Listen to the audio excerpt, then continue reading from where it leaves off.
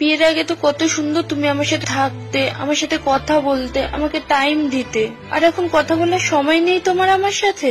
বিয়ের আগে দেখা করে তুমি তোমার বাড়িতে চলে যেতে, আমি আমার বাড়িতে চলে আসতাম। তোমার যা প্রয়োজন সেটা তোমার বাবা মেটাতো, আমার যা প্রয়োজন সেটা আমার বাবা মেটাতো।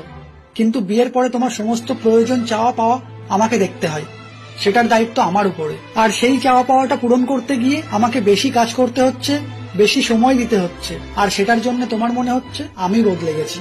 আসলে আমি বদলাইনি, সময়টা কমে গেছে, আমাদের চাওয়া পাওয়া বেড়ে গেছে।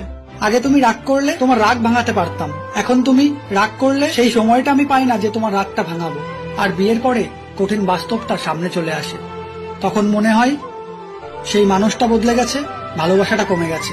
আর দায়িত্ব মানে শুধু তোমার একার দায়িত্ব নয়, তোমার দায়িত্ব, পরিবারের দায়িত্ব, বাবা মার দায়িত্ব, ভবিষ্যতে যে আসবে তার দায়িত্ব। সমস্ত কিছু যখন চলে আসে তখন চাপটা অনেক বেড়ে যায়, তাই চাইলেও সময়টা বেরিয়ে আসে না।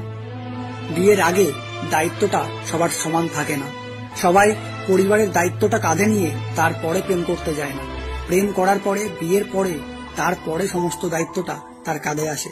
আগে কিভাবে কি থেকেছি, কিভাবে কি বলেছি, সেটার সঙ্গে তুলনা করলে কখনোই মিল খুঁজে পাবে না বা কখনোই ভালো থাকতে পারবে না। তাই প্রেম করে বিয়ের আগে পর্যন্ত যেটা হয়েছে সেটা সেখানে শেষ করে বিয়ে থেকে আবার নতুন একটা জার্নি শুরু করতে হবে।